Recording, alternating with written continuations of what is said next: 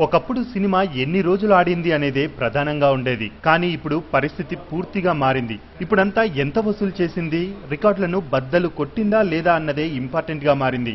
అయితే రీసెంట్ గా రిలీజ్ అయి all time biggest commercial hit list లో రేసుగుర్రం 4వ స్థానాన్ని ఆక్రమించింది.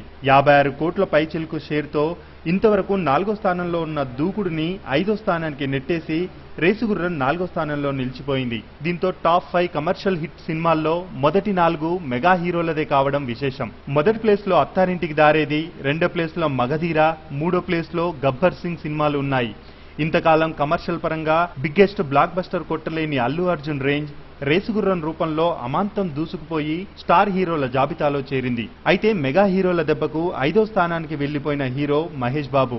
3 ఏళ్ల క్రిందట వచ్చిన అతని బ్లాక్ బస్టర్ మూవీ దూకుడు తక్కువ టికెట్ రేట్లు ఉన్న ఆ టైంలోనే 56 కోట్ల షేర్ ని సాధించి 2వ స్థానంలో నిలిచింది. అయితే ఇప్పుడున్న టికెట్ రేట్ల ప్రకారం మహేష్ బాబు రాబోయే ఆగడు సినిమా మరి ఏ స్థానాన్ని ఆక్రమిస్తుందన్నది ఆసక్తి రేపుతున్న విషయం. కనీసం దూకుడు రేంజ్ వచ్చినా కానీ ఆగడు టాప్ 3లో చోటు సంపాదించుకోవడం ఖాయమని టాలీవుడ్ లో వినిపిస్తున్నాయి.